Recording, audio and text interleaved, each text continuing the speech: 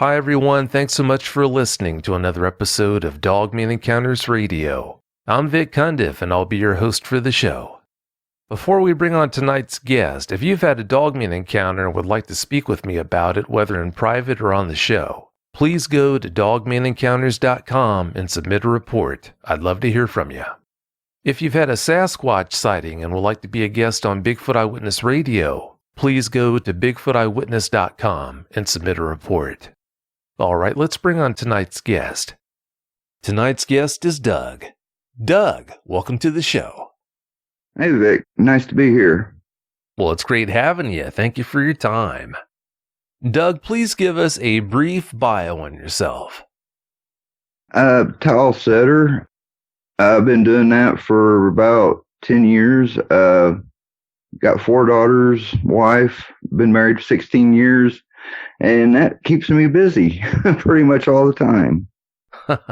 Yeah, I'll bet it does. Sounds to me like you've carved a good life out for yourself. I can't complain. Yeah, I can't see why you would. That's great. Doug, how much time did you spend in the woods as a kid? I was in the woods constantly. I lived and breathed the woods. I was either carrying a fishing pole, wrist rocket, or a BB gun, or hunting rifle. So, pretty much all my life. Sounds like you had a great childhood. That's great. It's been 6 years since you've been in the woods, Doug. Do you think you're ever going to be able to head back in? I'm working on it. I've been walking around the block at night trying to get less scared of the dark, you might say. So I'm working on it. I'm going to try venturing out in the woods this year for deer season. That's great to hear that you're going to be heading back in, or at least you plan to head back in. Baby steps. As long as you're making progress, then you're doing something right. You were diagnosed as having PTSD because of your encounter. What kinds of after effects have you been suffering through as a result of you having that encounter? Nightmares really didn't start till a little later when I started figuring out what it was that I saw. I started having night sweats, waking up middle of night sweats, a lot of times not able to sleep. Basically waking up with cold sweats was the biggest issue. And nightmares. Yeah, those symptoms are pretty common for eyewitnesses, so unfortunately it's no surprise to hear you say that you suffered through them. Of all the emotions you've worked your way through in the aftermath of your encounter, has anger been one of them? Actually, yes. Yeah, I get angry very easy. Do you get angry because you're frustrated at what the Dogmen took away from you, or for another reason? I think a lot of it is because the woods was my getaway. That was my quiet time. You know, I could breathe in the woods. It was just my time, and it seems like it took it away from me, I felt like, I guess. No, that makes sense. If you love something so much and have that taken away from you the way that Dogman took your joy of the woods away from you, then no, it makes total sense that you would be frustrated that way. How frustrating was it for you to know that you saw something that you couldn't identify? Therefore, there was no effective way for you to deal with your sighting. It was pretty frustrating. I just, in back of my head, kept telling myself it was a Bigfoot. It was a Bigfoot. Or it was a bear. It was a bear. I could not put my finger on something that, up until that time, I'd never seen any movies that had that type of werewolf in it. The only type of werewolf I'd seen was the old black and white werewolf. So it wasn't until I seen Silver Bullet till I started really noticing stuff. And then I started doing some research and found your channel, and then I really got a rude awakening. Yeah, I'll bet you did. You never heard the term Dogman until about 2 years ago. What's the story behind that? I've always believed in Bigfoot. I just been told monsters weren't real. I just been on YouTube, you just can't believe everything you hear, and I just never really started putting the pieces together until the last couple of years and what I saw. Better late than never. Yep. Yeah, that's a fact. What can you tell us about the Devil's Promenade? They call it the Hornet Light, the Joplin Spook Light. I've been out there before. I haven't been fortunate enough to see it in person, but it's just an orb down. The road used to be a dirt road. I believe it's paved now, but at the end of the road, there's an orb that floats around and changes shape and colors. And of course, there's a lot of urban legends of it being a miner that lost his head and he's holding a lantern looking for his head. But they've had the Army Corps of Engineers out there researching it. People shot at it, tried chasing it, and nobody can figure out what it is.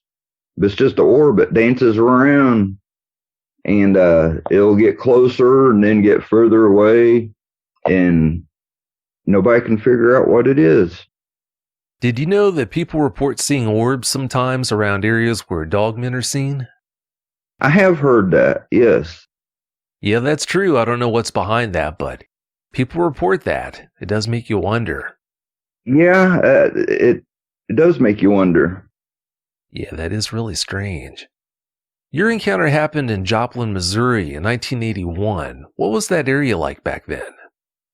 Back then, there's a lot of woods, and there's also a lot of mine shafts, chat piles. It used to be an old. It was real popular for its zinc and lead mining back years ago. So there's a lot of mine shafts and stuff like that. And back then there was a lot of woods still. It's built up now, but back then there was pretty thick woods. Yeah, with all the woods and the mine shafts and everything, that was definitely a dogman-friendly area, so it's no wonder they were there. All right, Doug, please tell us about your encounter now and give us every last detail that comes to mind. Well, it was 1981. I was roughly around 11 years old. My aunt and uncle's house sat on a corner, and there was woods across the street, and then there was a road that went through the middle of the woods that went down a steep hill and a real tight curve. And then there was more woods on the west side. And there's a creek we used to always go fishing at down there. It's called Turkey Creek. We used to fish down there all the time. And me and my cousins were playing hide and seek. And there was probably 6 or 7 of us. And of course, we was screaming and yelling, having fun, laughing. And it was my turn to go hide. Well, I started running towards the woods to go hide, and I got about, roughly 100 yards in. And I noticed, the first thing I noticed, it was so quiet, what leaves had fell off the tree, the crunch almost hurt your ears, it was so loud. And this is the time of year, most of the leaves were on the tree. They had started to turn, but not all of them have fell yet. There was a few that had started to fall. And I got about 100 yards back, and I heard a branch snap. And I looked around, and I heard like a deer snort, kind of. And I looked, and I saw, first thing I noticed is a black figure. That's the first thing that stuck out to me, was how black this figure was. And this was probably about 5 o'clock in the afternoon, so it wasn't dark. It was probably dusk. But that was the first thing I noticed is how dark it was. It's like someone had took a knife and just cut it out into the night. It was so black. And then I started seeing the features. I started seeing the ears. And another thing that started standing out is the eyes. The eyes were just a glowing yellow. And I kind of just looked at it, and at 11 years old, I was kind of a chicken back then. I'm not scared to admit it. But after I saw it, I just bolted out of the woods. I know it's not the right thing to do now, but my mind could not wrap itself about what I saw. I kept telling myself it was a Bigfoot. It was a Bigfoot.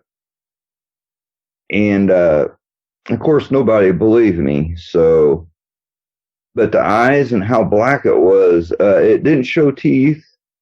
And it was approximately between 7 and 8 foot tall, I'd say. It was probably about 70 yards away from me, I guess, 70 to 100. I wasn't good at numbers back then. So, but I think what made it less, I wouldn't say scary, but less aggressive, when it saw me, it cocked its head like when a dog's trying to figure something out, how they cocked their head. That's what this thing done. And I think by doing that, it appeared less aggressive towards me. Or to me, it looked less aggressive. It still scared the wee out of me. And I bolted out of the woods. I told my cousins. Nobody believed me. And about 6 months after that, my cousin was out on his porch, and he heard a growl, and he could not figure out where it was. And he had a flashlight with him, and he shined it up in a pine tree, and he saw a wolf's head sticking out of the pine tree. And this thing was probably a good 40 foot in the air. And he started to believe me a little bit after that. But he did not get to see anything but just the head, basically. Joplin's been known for a lot of weird stuff happening. So I have a friend also that I run around with in Joplin.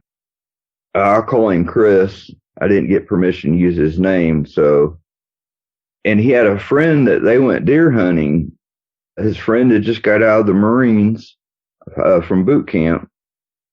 And they were actually deer hunting, actually off the road where the spook light is. There's some woods out, real thick woods out in there. And they knew someone that owned that land there. And that's where they were hunting. Well, my friend Chris came back to the truck. It was about dark. It's time to quit hunting. And next thing you know, his friend's running back, and he's just crying. And Chris asked him what happened, and he said, I saw a monster. I saw a monster. That's all he would say. He wouldn't say what he saw or anything, but it scared him so bad he dropped his gun when he was running.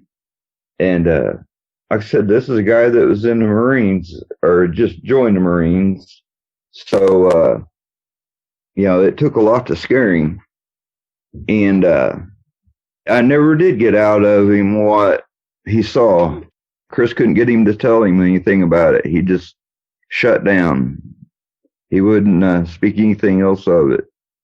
And about a year later, this was in Springfield, Missouri, and I remember it was Easter morning. It was about 5 o'clock in the morning. The sun had just started coming up, and I heard a sniffing, like a dog sniffing, and I thought, well, it's a dog out my window.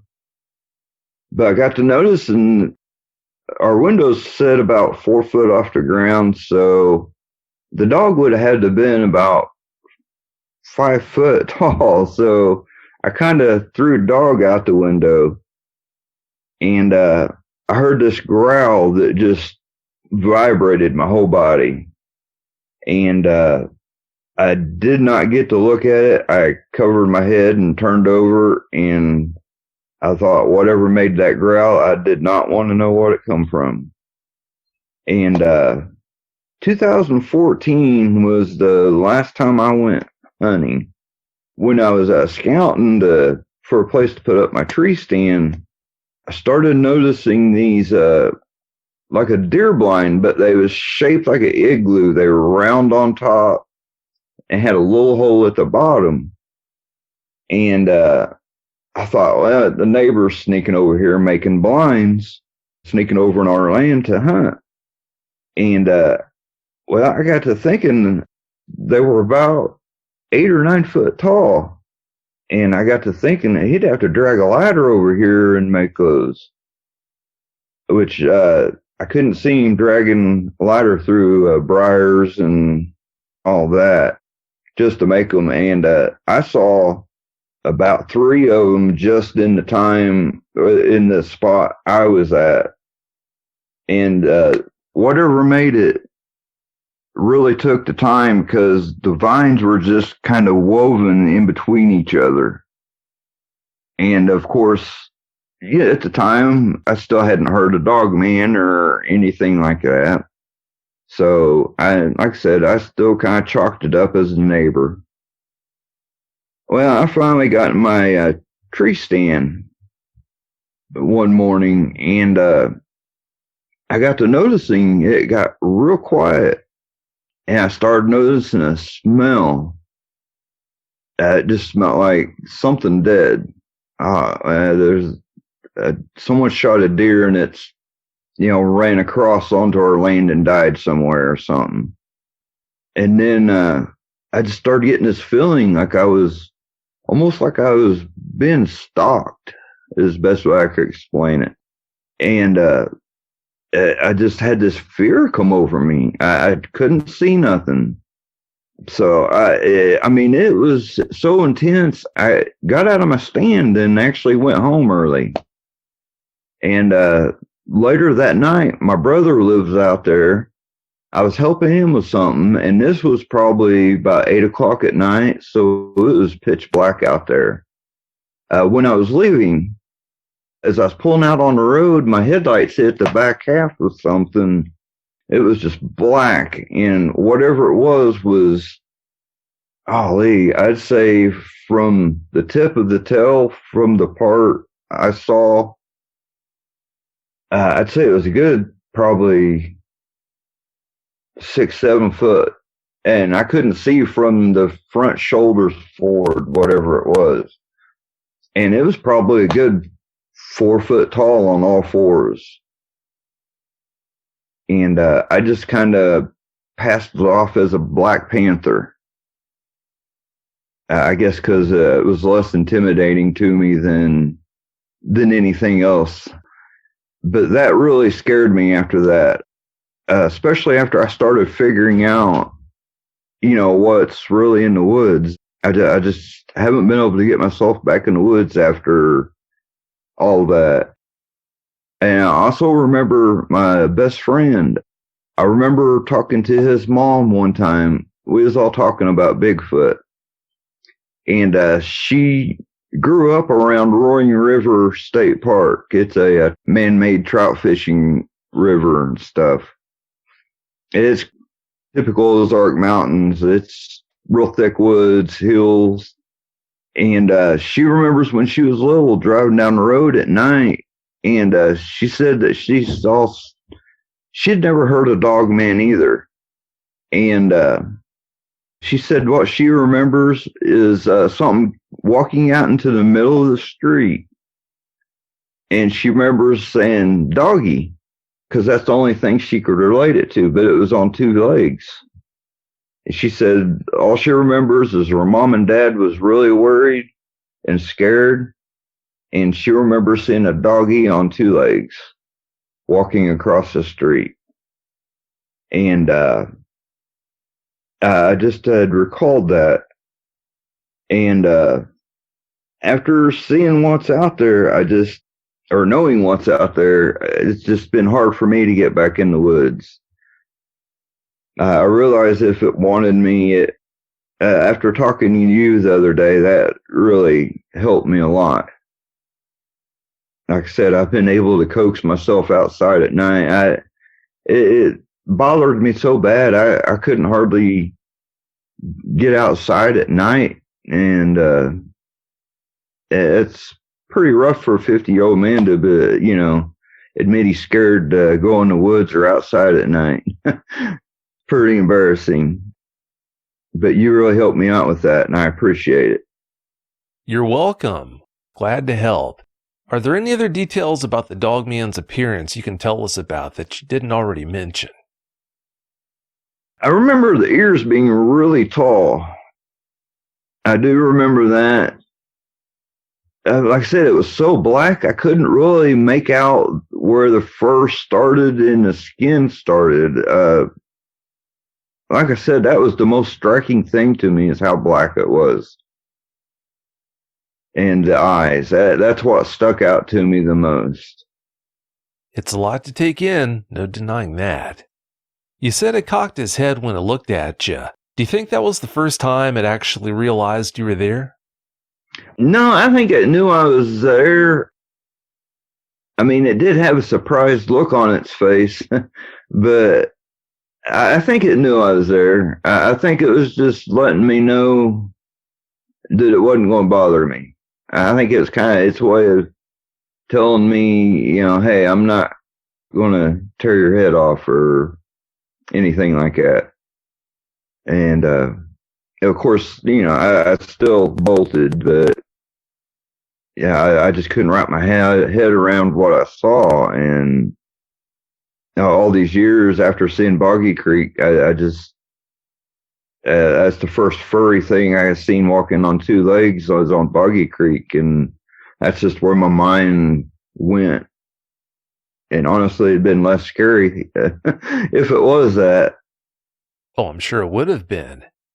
When you have nightmares about dogmen, Doug, is it always the same dogman you saw, or sometimes do you have nightmares that involve other dogmen? I don't know if it's the same one that I have dreams about, because the ones I usually have dreams about has red eyes, and I've never seen one with red eyes, and I really don't want to.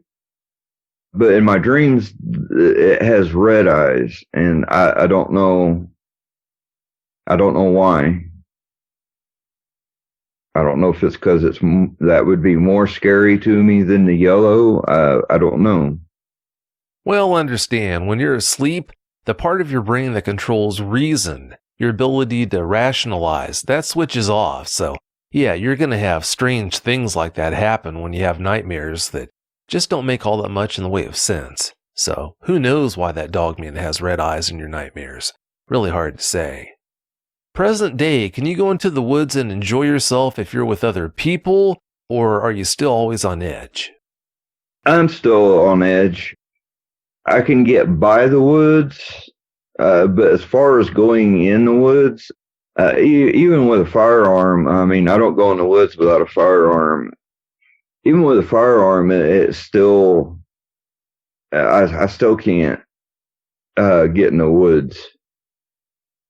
I think mainly because I know they're out there, and they know I'm in the woods before I know they're where they are, and that bothers me. That they do, but don't lose sight of the fact that the dogman you encountered, if it wanted to, it could have done anything it wanted to you, but it didn't do a thing to you, and that's because it didn't want to. So, yeah, even though they might be out there in the woods with you, don't forget that fact. You lived close to a military base where you heard that there had been multiple dogman sightings. Please expand on that for us.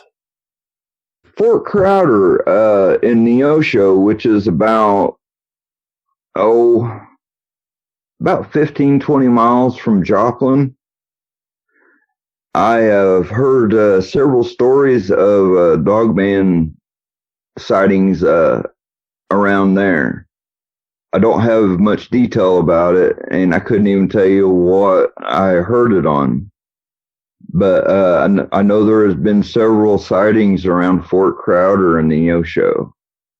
They definitely love military bases, so that's no surprise. It would appear that a dogman just might have visited your parents' property before you were born. What happened that makes you think that? Yeah, I got 2 older brothers and an older sister, and they had just moved into the house my parents live in still. They had a pet rabbit, and they had a cage built. It was, the wood frame with the chicken wire nailed on it. And they went out back to feed the rabbit, and something had ripped the chicken wire off of the cage, and the rabbit was gone. And the rabbit would usually, if it got out, it would stay. It was so tame, it would stay in the yard. So whatever got it, took it for lunch. And it was mainly all woods. When they moved in, it was all woods around here. And there was railroad tracks and a creek. Something could follow those railroad tracks or creek and not be seen for miles. That might have been a dogman, but it just might have been a Sasquatch, too. Really hard to say. You never really know. I'd say it had to be something that had hands, so it was my guess. From what I understand, when you used to walk through the woods with your aunt and uncle, you think dogmen would follow you. Why do you think that? We would have something in the woods pace us. When we'd stop, it would stop. When we'd walk a little faster, it would walk a little faster. And we never saw nothing, but we just had that eerie feeling of something watching us, and we could hear something just beyond the streetlights view of the woods. Something in the shadows would just pace us, basically. And we never could figure out what it was, but every one of us would get that feeling of being watched and followed. And like I said, it never showed itself or never acted aggressive towards anybody or anything.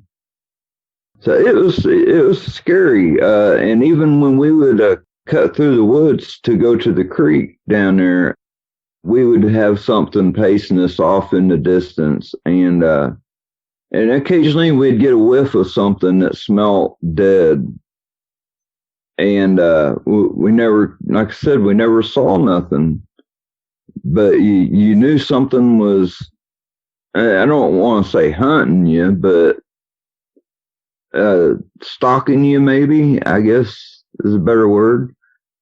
But something was trailing us, and we never saw anything, but when we'd go to the creek and on the way back, the same thing every time. Yeah, that's pretty creepy. How close was the quote-unquote Black Panther you saw to you when you had that sighting?